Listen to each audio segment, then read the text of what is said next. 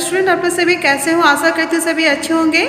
आज मैं क्लास 4 का हिंदी का क्लास लेने जा रही हूँ। मैं आप लोग का आज नया चैप्टर स्टार्ट करूँगी। आप लोग का चैप्टर का नेम है भ्रम का भूत, चैप्टर 18।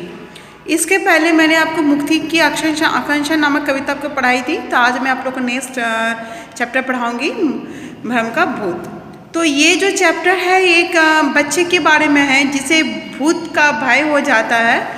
तो वो किस तरह से एक साधु की सहायता से इस भूत के भय से वो उभर पाता है, इसी के बारे में हम लोग पढ़ेंगे। तो सभी अपना किताब निकालें। आपका पेज नंबर है 125।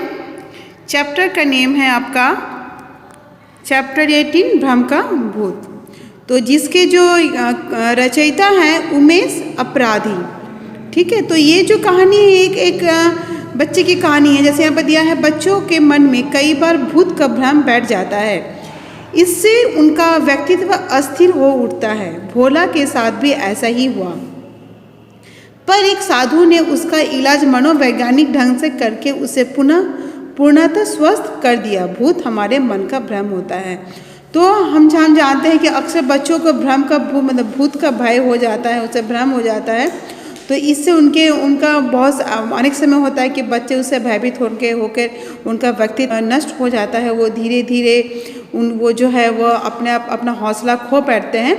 तो इसी तरह से एक भोला नाम का एक बच्चा था, उसे भी इसी तरह एक भय हो जाता है। तो वो किस तरह एक साधु के इलाज के कारण, जो कि मनोवैज्ञानिक ढंग से वो इसका इलाज करते हैं, वो भूत के भय से वो उभर पाता है। तो वो किस तरह से एक साधु के सहायता से वो भ्रम के भूत से वो उभर पाता है।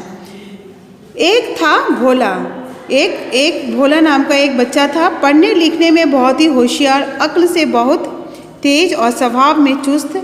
माँ का आज्ञाकारी पुत्र, जब देखो तब हंसता रहता। तो एक भोला नाम का एक बालक था जो पढ़ने लिखने में काफ़ी होशियार था, लेकिन अक्ल में भी वो बहुत तेज और स्वभाव में चुस्त था। माँ का वो बहुत ही आज्ञाकारी पुत्र था और वो हमेशा हंसता रहता था। वो मोहल्ले के सारे लड़कों का प्रिय और मित्र था। हमेशा पढ़ने लिखने में डूबा रहता और हर वर्ष पहले दर्जे में पास होता। तो वो बच्चा इतना ही अच्छा था, वो हमेशा सारे लड़के उसके बहुत अच्छे मित्र थे, सभी का वो प्रिय था और वो हमेशा पढ़ने लिखने में डूबा रहता और वो हर वर्ष क्लास में पहले दर्जे में पास होता। पिछले दिनों भोला के मामा जी घर आए थे। वह सभी के लिए कुछ न कुछ लेकर आए थे। तो पिछले दिनों कौन आए थे? भोला के मामा जी आए थे और वो सभी के लिए कुछ न कुछ उपहार लेकर आए थे। भोला के लिए भी बहुत सी पत्र पत्रिकाएं लाए थे। भोला उन्हें देखकर बहुत खुश हो गया। तो उनके मामा जो आए थे वो सभी के लिए कुछ न कुछ आए थे और वो भोला के लिए भी बहुत सारे पत्र पत्रिकाएं लाए थे। भोला उन्हें देखकर बहुत खुश हो गया। वह उन्हें एक एक कर पढ़ने लगा। वो जो पत्र पत्रिकाएं उसके लिए उसके मामा लाए थे, वो उसे वही बारी बारी से पढ़ने लगा। वह कभी परियों की कहानी पढ़ता, तो कभी जंगली सुअर के किस्से, कभी भालू की कविता, तो कभी सांप नेवले का युद्ध। तो इस तरह से वो सारी पत्र पत्रिकाएं वो पढ़ना शुरू किया था। कभी वो परियों की कहानी पढ़ता, तो कभी जंगली सुअर के किस्से, और कभी भालू की कविता पढ़ता, और तो कभी सांप नेवले का युद्ध। भोला ने एक भूत राजा की कहानी भी पढ़ी। तो उन्हीं पत्र पत्रिकाओं में उसने एक भूत राजा की भी कहानी पढ़ी। भूत राजा की कहानी भोला को सबसे अच्छी लगी, तो ये कहानी उसे सबसे अच्छी लगी। भोला के दिमाग में भूत राजा चक्कर लगाने लगा। तो जब वो कहानी पढ़ा, वो उसमें डूब गया और वही भूत की जो कहानी है उसके दिमाग में बैठ गया। पहले तो भोला भूत राजा की कहानी को याद करके बहुत खुश होता। पहले वो उस कहानी को वो याद करके वो बहुत खुश हुआ, अपने संगी साथियों को सुनाता रहता। वो सभी अपने दोस्तों को वो सुनाता। वो भूत राजा, नेक्स्ट पेज निकालिए, पेज नंबर है आपका 126। वो भूत राजा की तरह शक्लें बनाकर बहुत खुश होता। आईने के सामने खड़े होकर देखता, वो आईने के सामने भी खड़े होकर देखता। फिर गले को भींचकर, आंखों को भींचकर भूत राजा की तरह बोलता। जो उसने भूत राजा की कहानी पढ़ी थी, उसी का जो चरित्र था उसके दिमाग में चल रहा था और वो उसी की तरह वो अपने मुंह को बनाता। कभी वो गालों को भींचता, कभी आंखों को मिचकार कर भूत राजा की तरह बोलता, जोर शोर से हुड़ हुड़ की आवाज़ें निकालता। कुछ दिनों बाद ऐसा चक्कर पड़ा कि भोला भूत राजा की कहानी से डरने लगा। फिर क्या हुआ, कुछ दिन के बाद बीतने के बाद क्या हुआ, वो उसी भोला भूत राजा की कहानी से वो डरने लगा। जब लड़के भोला से मिलते और उससे भूत राजा की कहानी सुनाने के लिए कहते तो वो टाल मटोल कर जाता। तो उसके दोस्त जब उससे मिलते और जो भोला राजा की कहानी सुनाने के लिए कहता तो वो टाल मटोल करता। जैसे जैसे वो लोग जीत करते वैसे वैसे भोला को डर लगने लगा। तो जैसे जैसे वो जीत करते भोला भी उससे डरने लगा।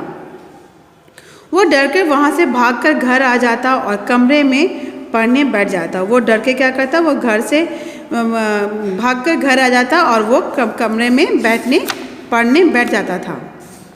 पढ़ते समय भी उसे डर लगता रहता।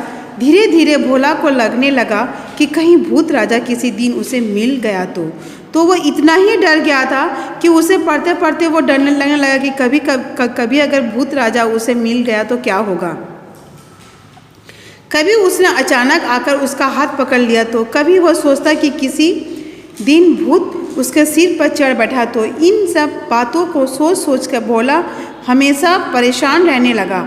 अब भोला का मन पढ़ाई में भी नहीं लगता, उसका जी उचाट सा रहने लगा।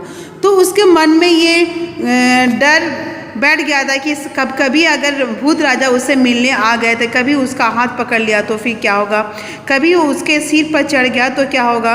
वो सोच सोच कर वो भोला परेशान होने लगा। अब उसे पढ़ने में भी मन नहीं लगता और वो हमेशा बेचैन रहता था। इससे क्या पता चलता है कि ये जो भूत राजा की कहानी से उसकी क्या हुई, उसकी जो वास्तविक जीवन थी वो बिल्कुल नष्ट होती जा रही थी। तो बच्चों, आज मैं आप लोगों को यहीं तक पढ़ाऊंगी। इसका बाकी का अध्याय मैं आप लोगों को नेक्स्ट क्लास में पढ़ाऊंगी। तो मैं आप लोगों को अभी जीवन मूल्य बताऊंगी। जैसा पहला है आपका पत्र पत्रिकाएं पढ़ना। तो वो पत्र पत्रिकाएं पढ़ता था। ये बहुत अच्छी बात है कि बच्चों को बहुत विभिन्न तरह की पत्र पत्रिकाएं, किताबें, ये सभी पढ़ना चाहिए, जिससे कि आपको और भी अधिक ज्ञान प्राप्त होगा। आज्ञाकारिता, इसमें तो जैसे कहानी में दिखाया गया है कि भोला अपने माँ का वो बहुत ही आज्ञाकारी था, वो पढ़ने में भी होशियार था, वो बहुत ही सब अपने मित्र और मोहल्ले में वो काफ़ी उसकी प्रशंसा थी। चुस्ती फुर्ती, उसमें बहुत ही चुस्ती थी, वो फुर्तीमान भी था, जिससे कि वो सारे काम ढंग से करता था और वो मन लगा के पढ़ाई भी करता था। फिर आपका है नेक्स्ट, आपका जीवन मूल्य है आपका मन में भ्रम ना पालना। तो वही जो उसका मन में ये भ्रम पल गया था कि जो वो भूत राजा की वो कहानी पढ़ रहा है वो सचमुच उसके सामने आ गया तो सचमुच उस पर वो उसके सिर पर वो चढ़ गया तो क्या हो गया। ये उसके मन में ये भ्रम बैठ गया था कि शायद भूत सचमुच का होता है और वो आके उसके कोई नुकसान पहुंचाएगा। व्यवहार में परिवर्तन, ये जो कहानियाँ उसने पत्र पत्रिकाओं में पढ़ी थी, जो भूत राजा की वो कहानी पढ़ी थी, उसका ये चीज़ का भ्रम हो गया था शायद ये सत्य होता है और भूत राजा सचमुच उसके सामने आ जाएगा और उसे नुकसान पहुंचाएगा, जिससे कि उसके व्यवहार में परिवर्तन आया। उससे पढ़ाई करने में मन नहीं लगता, वो दोस्तों के साथ मिलने नहीं जाता था, वो बाहर खेलने भी नहीं जाता था। तो इस तरह से व्यवहार, इसे हम व्यवहार परिवर्तन कहते हैं। तो देखिए हम लोग कुछ शब्दार्थ देखेंगे। शब्दार्थ है, पहला है आपका दर्जा यानी श्रेणी, इसको हम लोग इंग्लिश में क्लास कहते हैं। आईना यानी शीशा, इंग्लिश में मिरर। कन्नी काटना, बचकर निकालना, ठीक है, कन्नी काटने का मतलब बचकर निकालना। परिवर्तन यानी बदलाव। तो ये जो कुछ है मैंने आप लोग को ये बताया है, मैं बाकी का मैं आप लोग को नेक्स्ट क्लास में बताऊंगी। तो पहला है दर्जा, आईना का श्रेणी, आईना, शीशा, कन्नी काटना, बचकर निकालना, परिवर्तन, बदलाव। तो बच्चों आज मैं आप लोग को यहीं तक पढ़ाऊंगी। आशा करती हूँ आप लोग को ये सारे समझ में आ गया। ये जो शब्दार्थ आपको याद करना है, तो मैंने कहानी आप लोग को जहाँ तक पढ़ाई है वो आप लोग को समझ में आ गया होगा। इसके बाकी का अध्याय मैं आपको नेक्स्ट क्लास में पढ़ाऊंगी। तो आज के लिए मैं अपनी क्लास यहीं समाप्त करती हूँ। धन्यवाद।